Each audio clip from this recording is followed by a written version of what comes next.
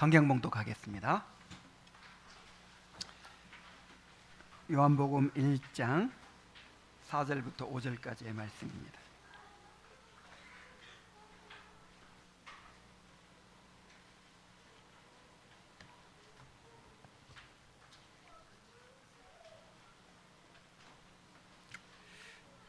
그 안에 생명이 있었으니 이 생명은 사람들의 빛이라. 빛이 어둠에 비치되 어둠이 깨닫지 못하더라. 아멘. 자, 요한이 예수님을 어떻게 소개했습니까? 맨 처음에 말씀으로 소개했죠. 그리고 그 안에 생명이 있었으니라고 하면서 예수님이 곧 생명이시라고 이렇게 소개를 했습니다. 그리고 오늘 본문에 보니까 예수님을 다시 빛으로 소개하고 있습니다. 말씀, 생명, 빛, 이렇게 예수님을 소개하고 있는데 이 세 가지가 다 예수님이 누구신지를 드러내고 있습니다. 특별히 예수님의 신적 정체성을 나타내주는 표현입니다. 성경의 다른 증거들에 비추어서 예수님이 말씀이요 생명이요 빛이라는 사실을 깊이 묵상하면 예수님이 어떤 분이신지를 잘 알 수 있게 될 것입니다. 자, 오늘은 예수님이 빛이라는 사실을 집중적으로 살펴보도록 하겠습니다. 말씀 안에 생명이 있었다고 한 요한은 이 생명이 사람들의 빛이라고 합니다. 자, 4절을 다시 한번 읽어보면요. 그 안에 생명이 있었으니 이 생명은 사람들의 빛이라. 자, 예수님을 빛이라고 또 묘사를 하죠. 예수님이 빛이라고 하는 것도 요한이 처음으로 말한 것이 아니고 예수님이 자신에 대해서 직접 증거하신 말씀입니다. 반복해서 말씀드리지만 요한복음에는 나는 무엇이다 에고 에이미라고 하는 자기 선언이 몇 번 나와요? 7번이 나와요. 그 중에 하나가 바로 나는 세상의 빛이다 라고 하는 선언입니다. 요한복음 8장 12절에 보면 나는 세상의 빛이니 나를 따르는 자는 어둠에 다니지 아니하고 생명의 빛을 얻으리라고 했습니다. 또 요한복음 9장 5절에 보면 내가 세상에 있는 동안에는 세상의 빛이로라 이렇게 말씀하셨습니다. 자, 이 말씀에 근거해서 요한도 예수님을 빛이시라고 이렇게 증거하고 있는 것입니다. 말씀과 생명처럼 빛도 예수님의 신성을 나타냅니다. 성경에는 하나님을 빛으로 묘사하는 구절들이 많이 있습니다. 시편 27편 1절에 보면 여호와는 나의 빛이요 나의 구원이시니 내가 누구를 두려워하리요. 여호와는 내 생명의 능력이시니 내가 누구를 무서워하리요 라고 시편 기자가 고백하고 있어요. 요한일서 1장 5절에 보면 우리가 저에게서 듣고 너희에게 전하는 소식이 이것이니 곧 하나님은 빛이시라 그에게는 어둠이 조금도 없으시니라고 말하고 있습니다. 하나님은 생명이신데 그 생명이 영원 전에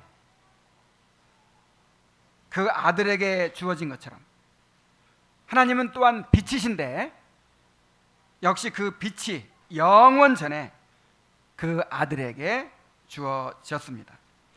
그래서 니케아 신경에는 예수님에 대해서 이렇게 고백합니다. 우리 함께 읽어볼까요? 시작. 그분은 하나님의 독생자이시고 만세전에 성부에게서 나신 분이며 하나님에게서 나신 하나님, 빛에서 나신 빛, 참 하나님에게서 나신 참 하나님이십니다. 자, 빛에서 나신 빛, 이렇게 예수님에 대해서 말하고 있어요. 예수님이 빛이시라면 이 세상은 어둠입니다.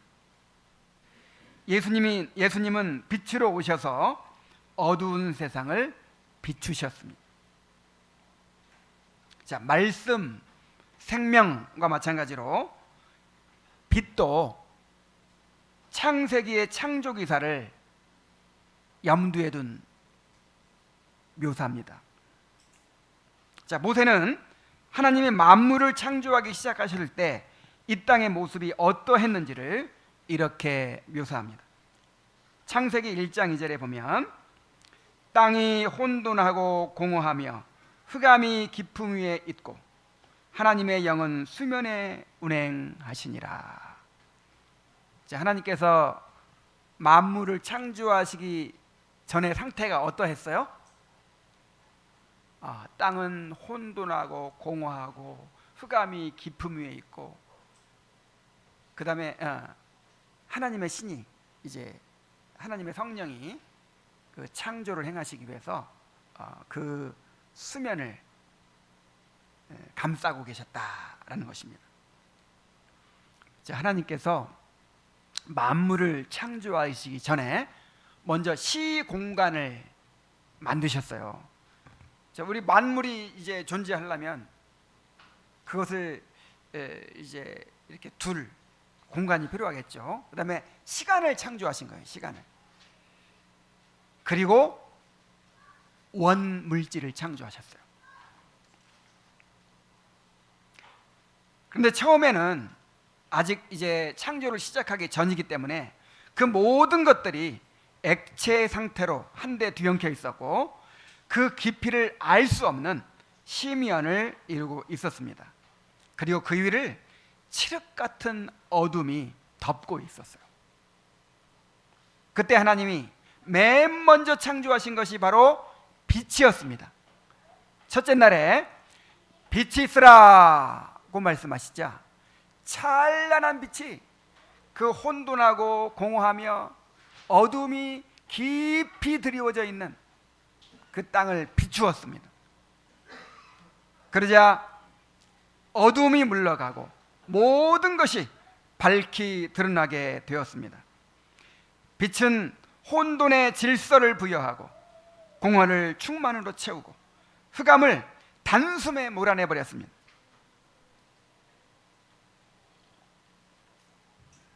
이 빛은 영원한 빛이신 예수님을 나타내 주는 것이었습니다. 물리적인 빛이 어두운 땅을 비추었던 것처럼 영원한 빛이신 예수님이 오셔서 어두운 세상을 비추셨습니다. 사람들의 마음을 비추셨습니다. 자, 요한복음 1장 4절에 하반절에 보니까 이 생명은 누구의 빛이라? 사람들의 빛이라 그랬죠. 또 1장 9절로 10절에 보면 참빛 곧 세상에 와서 각 사람에게 비치는 빛이 있었나니 그랬어요. 각 사람에게 비치는 빛이다 그랬어요. 하나님의 태초에 천지를 창조하셨을 때에는 사람에게 생명이 있었습니다. 생명이 있었기 때문에 또한 빛이 있었습니다. 이 생명이 사람들의 빛이라 그랬잖아요. 이 생명과 빛은 서로 연결되어 있는 것이죠. 그래서 그때는 빛이 있었기 때문에 하나님과 영적인 세계를 밝히 보고 알 수 있었습니다. 그러나 죄로 말미암아 사람들이 생명을 잃게 되었을 때 이 영적인 빛 또한 잃어버리게 되었습니다. 이제 사람들의 영혼은 빛이 창조되기 전 이 땅의 모습처럼 혼돈하고 공허하며 흑암이 깊음 위에 있는 그런 상태가 되고 말았습니다. 자, 물리적인 빛은 있어요. 그러나 생명의 빛, 영적인 빛이 없습니다.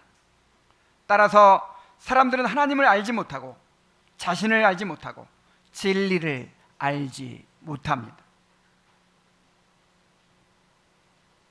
더 심각한 문제는 자신이 알지 못하고 있다는 사실을 몰라요. 이것을 이중적 무지라고 하죠. 지독한 어두움이 사람들의 영혼을 덮고 있어요. 그래서 이 어두운 세상을 비추기 위하여 하나님의 빛이신 예수님이 이 땅에 오신 것입니다.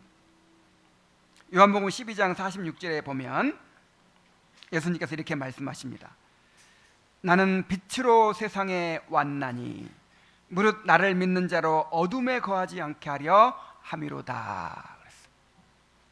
또 고린도후서 4장 6절에 보면 어두운데 빛이 빛이라 말씀하셨던 그 하나님께서 창세기 1장에 그 빛을 창조하신 내용이죠. 빛이 있으라 이렇게 말씀하신 하나님께서 예수 그리스도의 얼굴에 있는 하나님의 영광을 아는 빛을 우리 마음에 비추셨느니라. 자, 그 빛이 어디에 있어요? 예수님의 얼굴에 있어요. 그래서 예수님을 통해서 하나님을 비추신 거예요.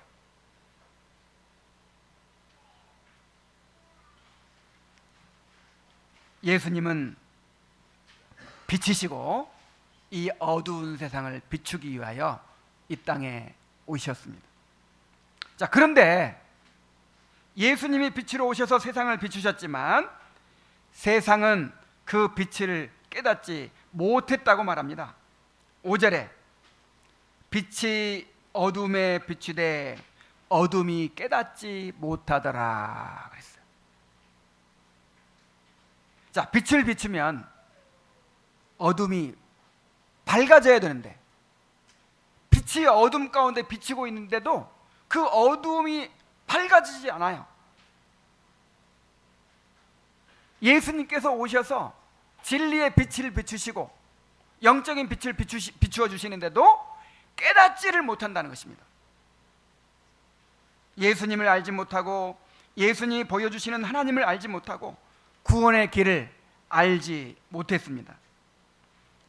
요한복음 1장 10절로 11절에 보면 그가 세상에 계셨으며 세상은 그로 말미암아 지은 바 되었으되 세상이 그를 알지 못하였고 자기 땅에 오매 자기 백성이 영접지 아니하였으나 그랬어요. 주님께서는 자기가 지으신 세상에 오신 것입니다. 그런데 세상이 그를 알지 못했어요. 더 나아가서 메시아를 보내주겠다고 약속하신 그 하나님의 백성들에게 오셨어요. 그 메시아가 오셨어요. 수천 년간 기다리던 그 메시아가 오셨는데 그 백성들이 알아보지 못하고 거절해버렸어요. 심지어 그들을 구원하기 위해 오신 예수님을 십자가에 못 박아 죽였습니다. 그들의 모습은 오늘날 예수님의 빛을 그토록 환하게 받고 있으면서도 진리를 깨닫지 못하고 구원의 길을 알지 못하고 하나님을 알지 못하고 있는 오늘날의 세상 사람들의 모습을 보여주고 있습니다. 지금도 빛 대신 주님이 세상을 비추고 계시지만 세상은 여전히 깨닫지 못하고 있어요. 심지어 교회에 와서 그렇게 말씀을 들으면서도 깨닫지 못해요. 빛이 비치는데 왜 어둠이 깨닫지 못하는 것일까요? 주님은 그 이유를 이렇게 말씀하십니다. 요한복음 3장 19절로 21절에 보면 그 정죄는 이것이니 곧 빛이 세상에 왔으되 사람들이 자기 행위가 악함으로 빛보다 어둠을 더 사랑한 것이니라. 악을 행하는 자마다 빛을 미워하여 빛으로 오지 아니하나니 이는 그 행위가 드러날까 하며 진리를 따르는 자는 빛으로 오나니 이는 그 행위가 하나님 안에서 행한 것임을 나타내려 함이라 그랬습니다. 자, 빛이 비치는데도 깨닫지 못하는 이유가 뭐예요? 사람들이 빛을 좋아해요? 어둠을 좋아해요? 어둠을 더 좋아해요. 왜냐하면 밝은 빛 가운데로 자기를 드러내 놓으면 자기의 이 죄가 드러난단 말이에요. 죄는 스스로 감추려는 속성이 있습니다. 그래서 죄에 거하는 사람은 빛보다 어두움을 더 좋아합니다.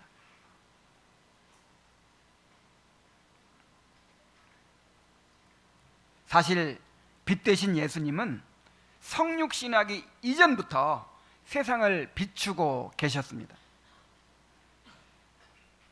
예수님의 빛을 비추시는 방법은 두 가지예요.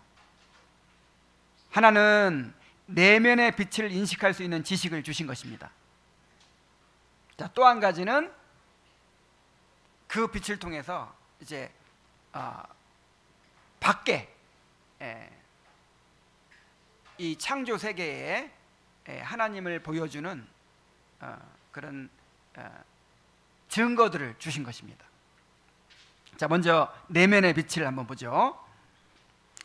하나님은 모든 사람들에게 하나님을 알 수 있는 지식을 넣어주셨어요. 로마서 1장 19절에 보면 이는 하나님을 알만한 것이 그들 속에 보임이라 그랬어요. 자, 어떤 것이? 알만한 것이. 그러니까 하나님을 인식할 수 있는 지각이 모든 사람에게 있어요. 예수를 믿든 안 믿든 모든 인간에게 하나님을 인식할 수 있는 지각이 있어요. 하나님께서 이를 그들에게 보이셨느니라.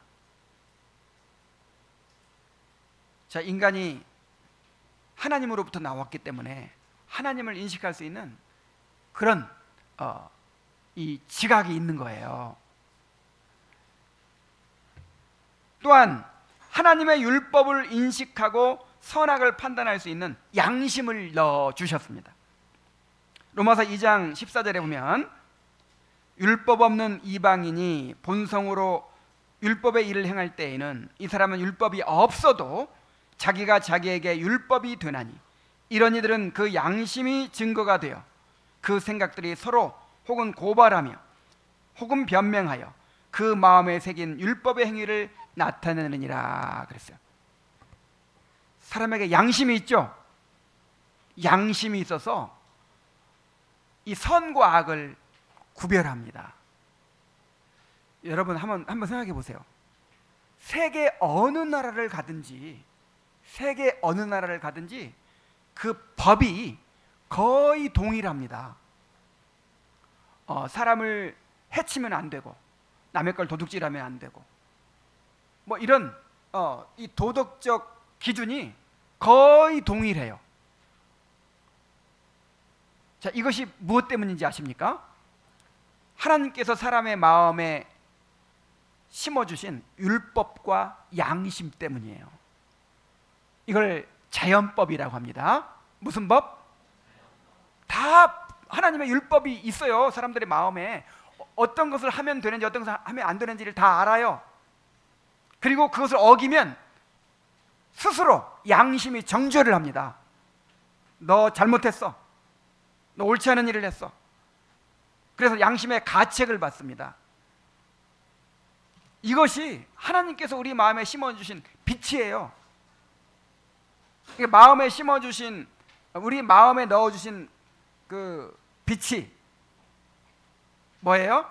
하나님을 인식할 수 있는 지각이 있는 것이고, 그 다음에 하나님의 율법을 인식할 수 있는 이 자연법과 양심이 있는 것이죠. 그래서 정말 진지하게 하나님을 찾고자 하는 사람들은 하나님이 계신 것을 알 수 있어요, 없어요? 있어요. 짐승이 아닌 바에야. 정말 사람으로 태어났다면 누구나 누구나 하나님이 계시다는 사실을 발견할 수 있어요. 또한 정말 진지하게 자신을 살필 줄 아는 사람은 교회 안 가도 예수 안 믿어도 내가 죄인이라는 사실을 알 수 있어요, 없어요? 있어요. 정말 그 죄에 대한 깊은 이해는 할 수 없을지 몰라도 아, 내가 죄인이구나, 내가 스스로 구원할 수 없구나, 이 정도는 다 알아요. 이것을 가리켜서 일반 계시라고 합니다. 자, 이렇게 내적인 지식을 주셨을 뿐 아니라 외적인 증거들을 통해서 빛을 비춰 주셨습니다. 바로 하나님이 창조하신 만물이 하나님을 증거하고 있습니다. 시편 19편 1절에 보면 하늘이 하나님의 영광을 선포하고 궁창이 그의 손으로 하신 일을 나타내는도다 그랬어요. 하나님께서 창조하신 모든 만물이 지금 누구를 드러내고 있어요? 하나님을 드러내고 있어요. 그래서 우리 밖에 나가서 이 세상을 바라보면, 하나님이 지으신 세계를 바라보면 어디서든지 이런 나무 한 그루를 보더라도 여기서 하나님의 능력과 신성이, 하나님의 성품이 느껴질 수 있는 것입니다. 사도행전 14장 17절로 18절에 보면 하나님이 지나간 세대에는 모든 민족으로 자기들의 길들을 가게 방임하셨으나 그러나 자기를 증거하지 아니하신 것이 아니니. 자, 지금 세상 사람들에게 하나님께서 무엇을 하고 계세요? 자기를 증거하고 계세요. 나타내고 계세요. 어떻게? 곧 너희에게 하늘로서 비를 내리며 결실기를 주시는 선한 일을 하사 음식과 기쁨으로 너희 마음에 만족해 하셨느니라 그랬어요. 자, 하늘에서 햇빛이 비춰지고 있죠. 햇빛이 없으면 어떻게 살아요? 모든 식물이 살 수 없고 모든 사람이 살 수 없겠죠. 하늘에 비가 내리죠. 비가. 이 밭에 물을 주어본 적이 있습니까? 물을 줘도 금방 말라버려요. 근데 비가 한번 와보세요. 그 넓은 땅을 순식간에 다 적셔버립니다. 그 비를 주신 분이 누구세요? 하나님이세요. 하나님이 햇빛을 주고 비를 주시고 우리가 숨을 쉴 수 있는 공기를 주십니다. 또 우리가 먹는 양식을 주시고 음식을 주시고 우리에게 기쁨을 주세요. 어쩌면 그렇게 사과 하나도 딸기 하나도 그렇게 보기 좋게 예쁘게 그렇게 만들어졌을까요? 이 모든 것 때문에 우리에게 기쁨을 주시는 거예요. 하나님이 이렇게 선하시다는 사실을, 예수 그리스도가 이렇게 아름다운 분이라는 사실을 우리에게 증거해 주고 있는 거예요.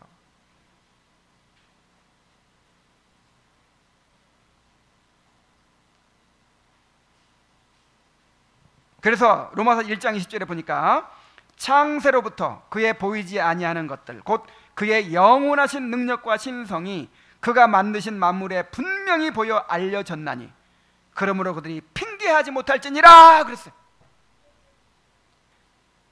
막연하게 알려졌어요? 분명히 알려졌어요? 분명하게.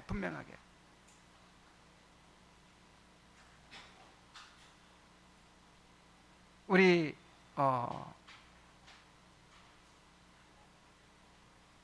소율이 방에 들어갔더니 노트에다 뭐 그림도 그려놓고 글씨도 써놓고 그다음에 예쁜 색종이로 뭐도 만들어 놓고 막 그랬어요. 자, 그것을 보고서 누구를 알 수 있어요? 소율이를 알 수 있어요. 분명히 증거가 드러나 있어요. 소율이가 이 방에 살고 있고 이 방의 주인이고 또 소율이 성격이 어떤지 마음이 어떤지를 대충 다 알 수 있어요. 분명히 알아요. 분명히. 그보다 더 명확한 증거가 하나님께서 만드신 창조물을 통해서 우리에게 보여지고 있어요. 그래서 핑계할 수 있다 없다? 없어요. 나중에 심판받을 때 하나님, 내가 하나님이 계신 걸 알았으면 믿었겠죠. 나는 하나님이 계신 걸 몰랐습니다. 내가 천국과 지옥이 있다는 걸 알았으면, 내가 죄인이라는 걸 알았으면 하나님을 믿었겠죠. 그런데 나는 그런 걸 몰랐습니다. 절대로 핑계할 수 없어요. 너무 명확하게 보여주셨어요.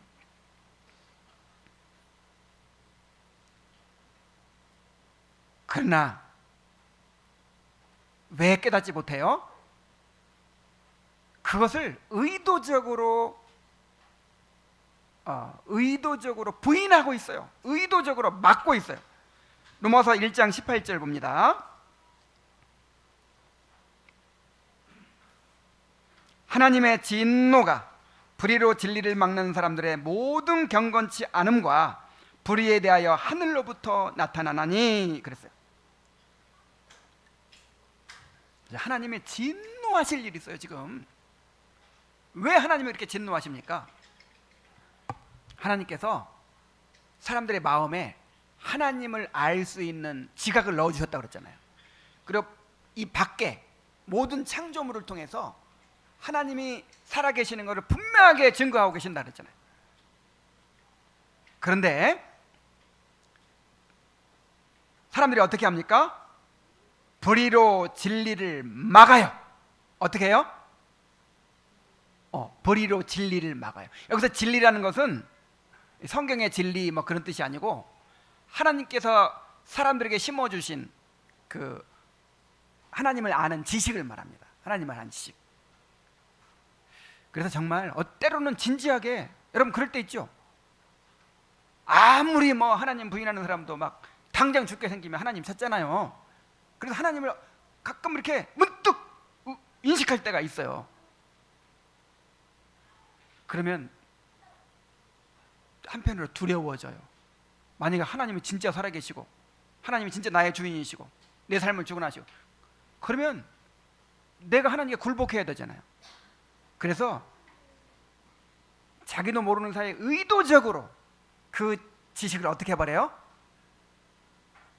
여기서 진리를 막는다 이 말은 억누른다 그런 뜻이에요. 억눌러 버려요. 사람은 정말 이 자기를 들여다보는 거 이걸 제일 무서워한답니다. 요즘 아이들 잠시도 가만히 있을 수 없어요. 끊임없이 뭐 귀에다 뭐 꽂고 그냥 계속 음악이라도 들어야 되고 뭐 아니면 핸드폰이라도 봐야 되고. 이게 뭐냐면요, 자아와 직면하는 거를 두려워하는 거예요. 왜냐하면 자아의 그 양심의 소리가 있어요.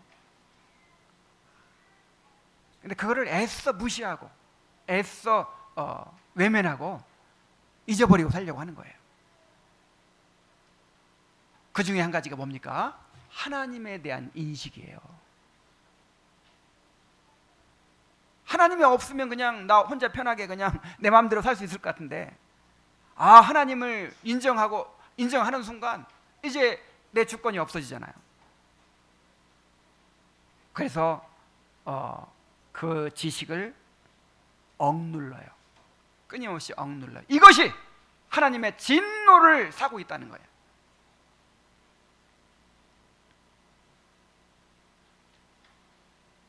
사람들은 불의한 삶을 살아가면서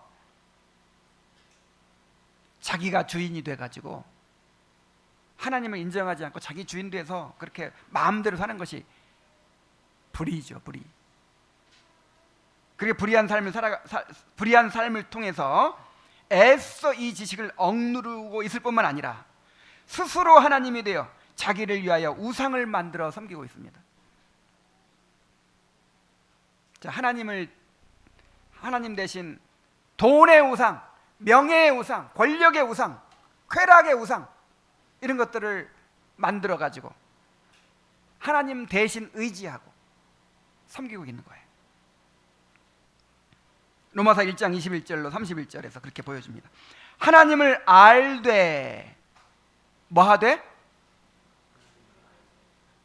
이 바울은요 아예 그냥 이렇게 딱 판정을 해버립니다. 사람들이 나는 하나님 계신지 몰라요, 몰라서 그랬어요, 이게 아니라는 거예요. 이미 그 양심의 정말 밑바닥에 하나님을 의식하고 하나님을 아는 그런 지각이 있어요. 자, 그렇게 하나님을 알면서도 어떻게 하지 않고 하나님을 영화롭게도 아니하고 감사치도 아니하고, 자, 하나님이 계시다는 걸 알면 가만히 있으면 안 되잖아요. 감사해야죠. 하나님께 영광을 돌려야죠. 하나님을 위해 살아야죠. 하나님께 순종해야죠. 근데 그러려고 하지 않고 오히려 그 생각이 허망하여지며 미련한 마음이 어두워졌나니 스스로 지혜 있다나 어리석게 되어 썩어지지 아니하는 하나님의 영광을 썩어질 사람과 새와 짐승과 기어다니는 동물 모양의 우상으로 바꾸었느니라. 하나님께서 하나님의 형상대로 우리를 이렇게 고귀하게 창조하셨다고 했는데, 그 하나님을 부인하다 보니까 우리는 저 아메바와 같은 그런 원생 동물로부터 그렇게 저절로 진화해서 나왔다. 우리는 어떤 목적이 있는 존재도 아니고 의미가 있고 무슨 그런 존재도 아니고, 우리는 그냥 본능으로 살아가는 동물보다 좀 우수한 그런 존재일 뿐이다. 이렇게 이것은 인간을 모독할 뿐만 아니라 하나님의 형상대로 인간을 창조하신 하나님을 모독하는 일이잖아요. 자, 이렇게 사람들은요, 하나님께서 심어주신 그런 하나님을 아는 지각을 억누르면서, 불의를 통해서 억누르면서 그렇게 하나님의 진노를 유발하면서 그렇게 살아가고 있어요. 자, 그런데 이게 한편으로는 사탄이 그 빛을 보지 못하도록 방해하고 있기 때문이기도 합니다. 고린도후서 4장 3절 4절에 보면, 만일 우리 복음이 가리웠으면 망하는 자들에게 가리운 것이라. 그러니까 복음을 끝까지 못 깨닫는 사람들은요, 택함받지 못한 사람이라 그 뜻이에요. 정말 택함받은 사람들은 결국 복음을 깨닫게 돼 있어요. 자, 왜 그렇다면 못 깨닫느냐? 그 중에 이 세상 신이, 자, 이 세상 신이 누구예요? 사탄이죠, 사탄. 믿지 아니하는 자들의 마음을 혼미케 하여 그리스도의 영광의 복음의 광채가 비춰지지 못하게 함이니 그리스도는 하나님의 형상이니라. 자, 그리스도 하나님을 아는 그 빛이 그리스도에게 있어요. 그래서 그리스도가 이렇게 빛을 비추고 있는데, 그 빛을 받아가지고 깨닫게 되면 어떻게 돼요? 그 영혼을 잃잖아요, 마귀가. 그러니까 어떻게 하든지 딴 데 관심을 갖게 만들고 마음을 막 혼미케 해요. 어떨 때는 하나님이 진짜 계시는 것 같기도 하다, 이런 생각이 들라고 하면 또 다른 생각을 막 집어넣고 다른 사상을 막 집어넣고 해가지고 마음을 혼미케 해요, 혼미케. 그래가지고 하나님을 깨닫지 못하게 하는 거예요. 그래서 이 세상에 있는 대부분의 사람들은 여전히 어둠 가운데 머물러 있습니다. 그래서 어둠에 있는 사람이 빛으로 나온다는 것은 이거 인간의 힘으로는 불가능한 일이에요. 이것은 하나님께서 세상을 창조하실 때 빛이 있으라 하시고 빛을 비추심으로 창조하셨던 것처럼 그 영혼에 신적이고 영적인 빛을 비춰주셔야만 가능한 일입니다. 자, 그런데 마귀가 그렇게 한다고 해서, 사람들이 그렇게 한다고 해서 어둠이 빛을 이기는 것은 결코 아닙니다.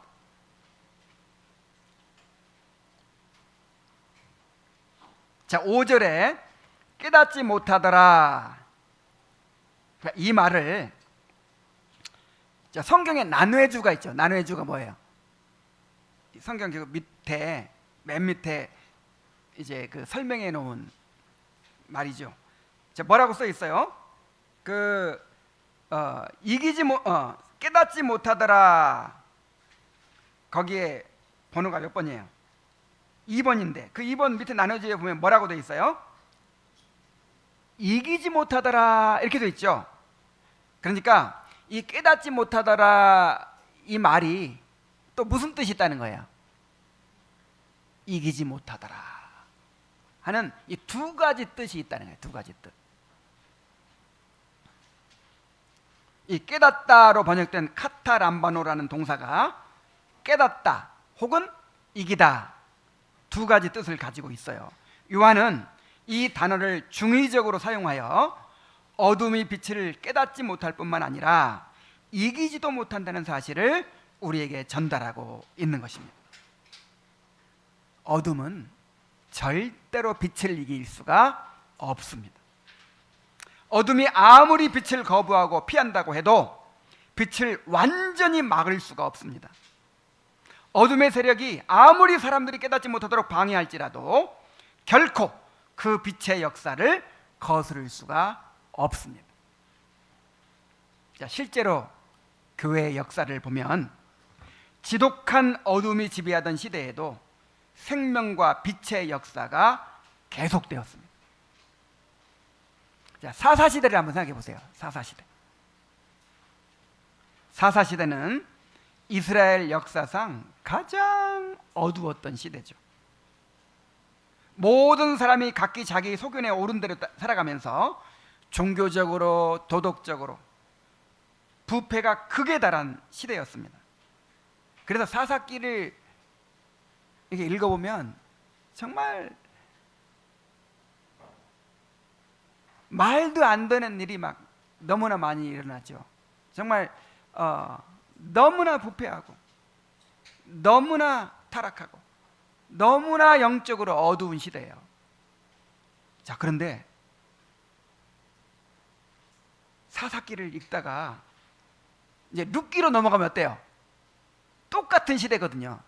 똑같은 시대인데 사사기를 읽다가 룻기로 넘어가면 갑자기 빛이 밝아지죠. 아, 하나님의 그 밝은 빛이, 생명의 빛이, 진리의 빛이 비치고 있어요.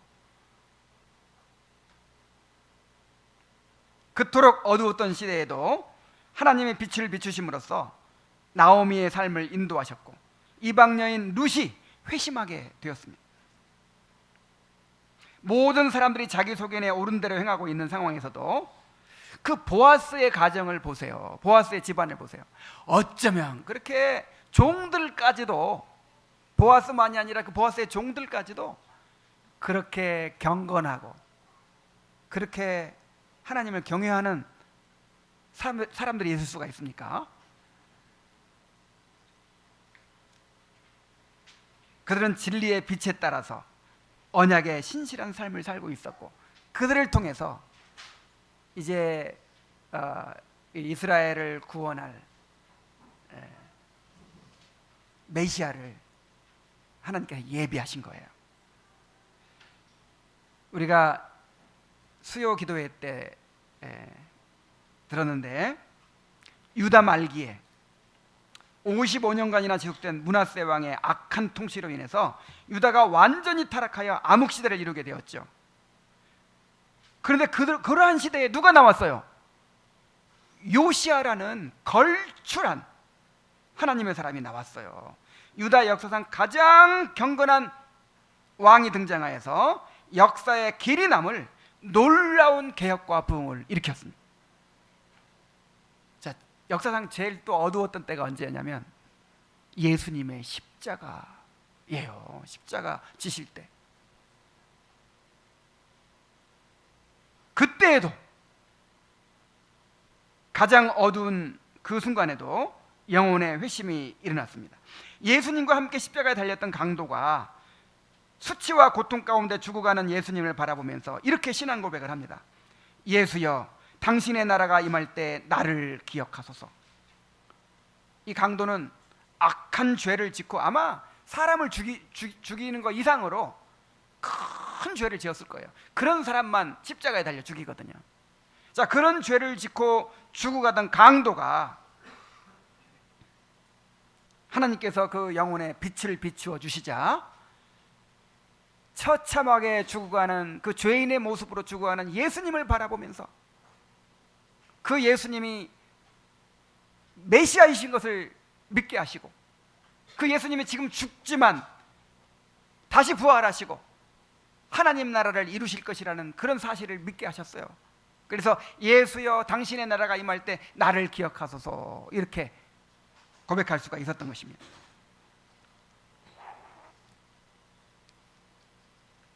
이번 주에 또 사울에 대해서 읽으셨죠? 바울에 대해서 읽으셨죠?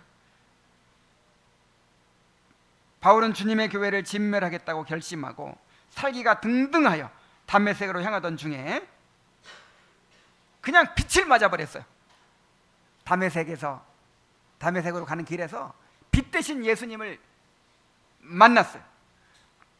그리고 회심하게 되었습니다. 그렇게 예수님을 미워하고 예수 믿는 사람들을 핍박하던 사람도 빛 대신 예수님의 비추심을 한 번 받고는 단번에 그냥 예수님을 목숨 바쳐 사랑하는 사람으로 변화되고 말았습니다. 16, 17세기 종교개혁을 생각해 보십시오.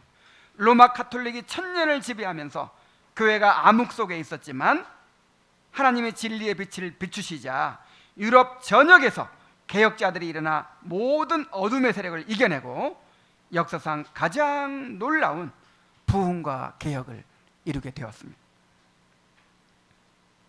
그래서 여러분 소망을 가지시기 바랍니다. 앞으로도 어둠이 빛을 이기지 못할 것입니다. 오늘날 세상을 보면 너무나도 암담하기만 합니다. 오늘날 세상은 하나님을 거부할 뿐만 아니라 하나님이 세우신 모든 권위와 질서를 거부하고 인간을 신으로 높이고 있어요. 그 결과로 기독교가 급격히 쇠퇴하고 있는 가운데서 세상의 흐름을 따라가기를 거부하고 성경 그대로의 교리와 예배와 교회 질서를 고집하는 이 개혁교회는 어떻게 보면 이제 사라질 위기에 있어요.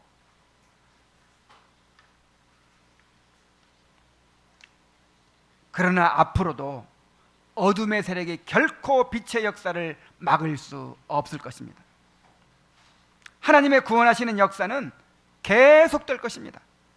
우리 교회 안에서 계속해서 영혼의 회심이 일어날 것입니다. 우리 자녀들이 회심하게 될 것입니다. 어둠에 속해 있던 사람들이 빛으로 나오는 역사가 계속될 것입니다.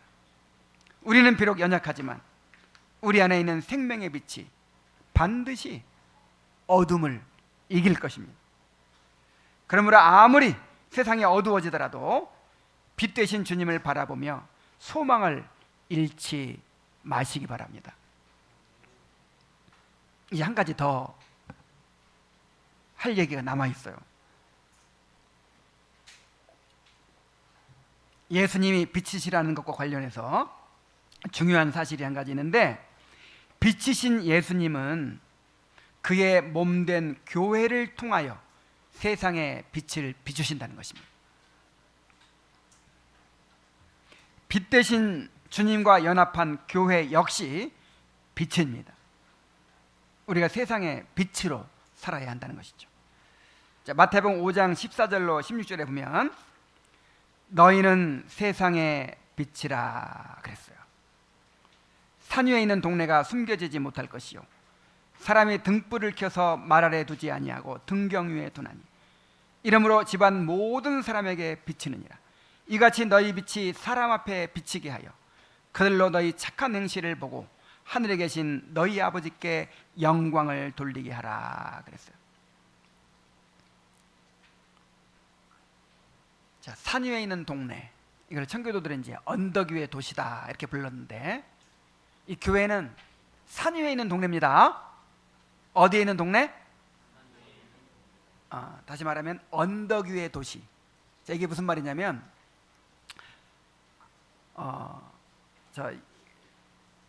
이 이스라엘에 가면, 특별히 저 갈릴리 지방에 가보면 이 동네가요 산 위에 있어요. 우리나라 산처럼 막 나무가 울창하게 우거지고 그렇지 않아요. 그냥 이렇게 그냥 민둥산 비슷해요. 그냥 뭐 초원 있죠. 거기에 그 초원이 펼쳐져 있고 막 양귀비 꽃 같은 그런 꽃들이 막 펴 있는데 그 이제 그런 그 산 꼭대기에 마을이 있어요. 그래가지고 어디서든지 그 마을이 보이는 거예요. 산 위에 마을이 있으니까. 그것처럼 이 교회는 산 위에 있는 동네예요. 교회는 언덕 위의 도시예요. 모든 사람들이, 세상 사람들이 다 누구를 바라보고 있어요? 이 교회를 바라보고 있어요. 왜냐하면 빛이니까. 자, 빛이 빛나고 있으니까 바라볼 수밖에 없죠. 그래서 우리의 빛을 사람들에게 비치게 하라 그랬어요. 그래서 우리의 착한 행실을 보고, 하나님의 백성으로서의 착한 행실을 보고 하늘에 계신 하나님께 영광을 돌리게 하라고 하셨습니다. 자, 빌립보서 2장 15절로 16절에 보면 너희가 흠없고 순전하여 어그러지고 거스르는 세대 가운데서 하나님의 흠없는 자녀로 세상에서 그들 가운데 빛들로 나타나며, 자, 무엇으로 나타나며? 빛들로 나타나며. 자, 우리가 빛이라는 사실을 기억하시기 바랍니다. 지금 충전 중이에요. 자, 빛을 계속 비추려면 배터리가 있어야 되죠. 그래서 지금은 충전하는 시간이에요.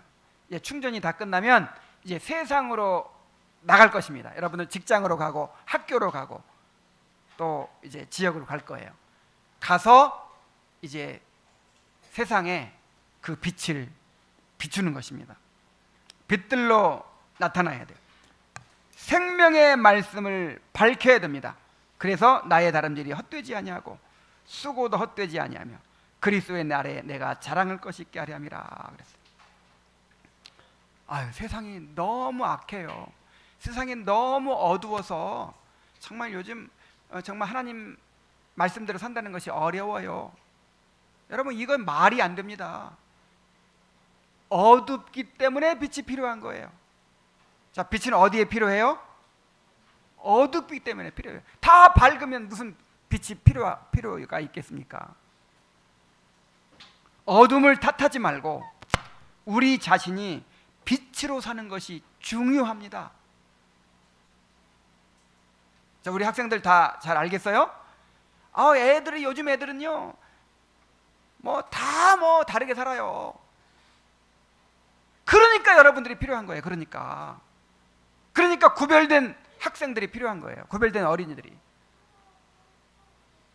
그러니까 구별된 그리스도인들이 필요한 거예요.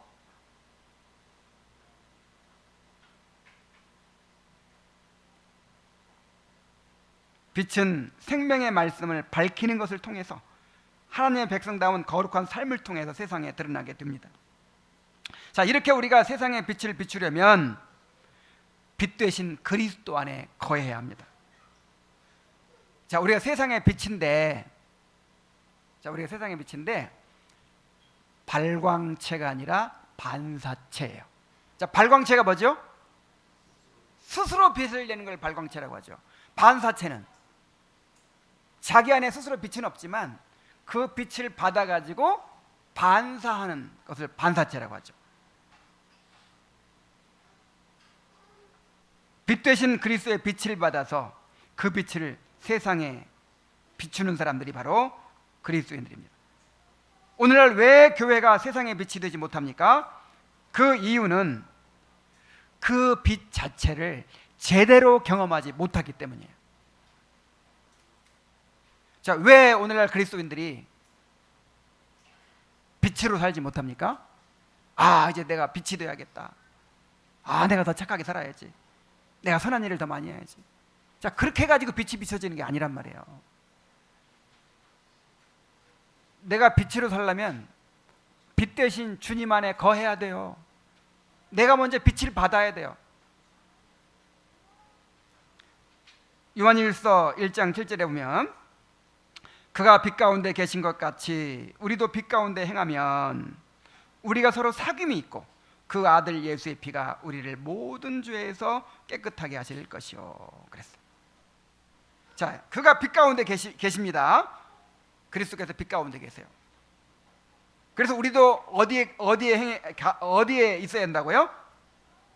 빛 가운데. 우리도 빛 가운데 있어야 돼요. 그 주님의 빛 가운데 있어야 돼요. 자, 우리가 빛 가운데 있는다는 말이 무슨 말이에요? 자, 우리에게는 어둠을 좋아하는 습성이 있죠.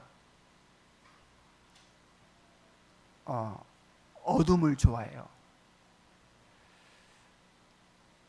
새벽기도 옛날 전도사 때 새벽기도 이렇게 차량 운행을 해가지고 이렇게 이제 자매들이 많이 오죠. 이렇게 그러면 이제 새벽에 나오니까 세수도 안 하고 노 메이크업으로 막 이렇게 이제 타는데 차에 딱 불을 켜면 빨리 꺼요, 빨리 꺼.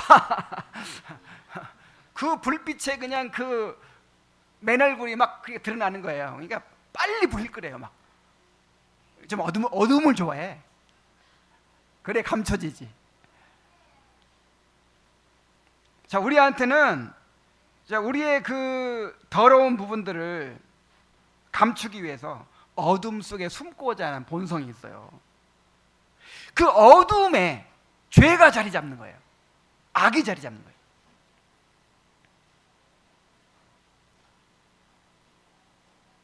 옛날 바퀴벌레가 우리 집에 막 드글드글 할 때가 있었어요. 서울에 살 때.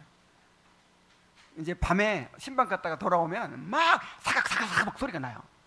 그래가지고 불을 탁 켜면 그냥 수많은 바퀴벌레들이 싱크대 밑으로 막 들어갑니다.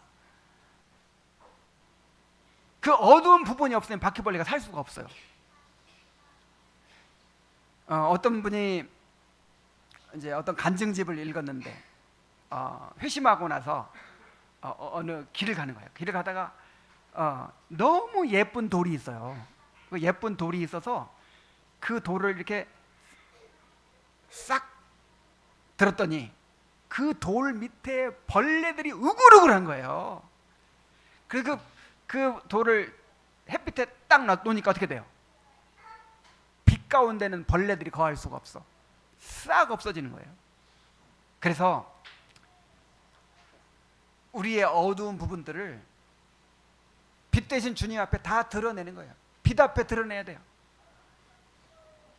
교회에 나와가지고 나를 감추고 교제도 안 하고 나를 감추고 그냥 이게 다 어둠에 거하는 이게 습성이에요. 우리 교제 가운데서 자기를 드러내야 돼요. 빛 가운데. 자, 그렇게 빛 가운데 드러내면 어떤 효과가 있느냐? 두 가지가 이루어진다 그랬어요. 첫째로 뭐가 있고? 사귐이 이루어진다. 교제가 이루어져. 자기를 빛 가운데 드러낼 때 교제가 이루어져요. 하나님과의 교제가 이루어지고 성도들 간의 교제가 이루어져요. 그리고 그 아들 예수의 피가 우리를 모든 죄에서 어떻게 하신다? 깨끗게 하신다. 죄가 정결케 돼요.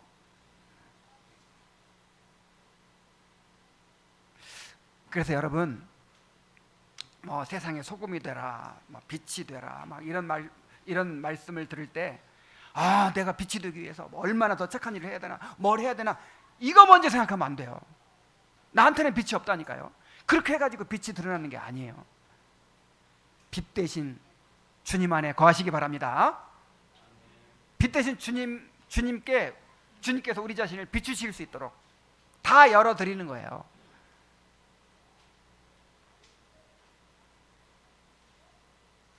우리가 이렇게 날마다 주님의 빛을 받아 살아갈 때 세상의 빛으로 살 수가 있을 것입니다.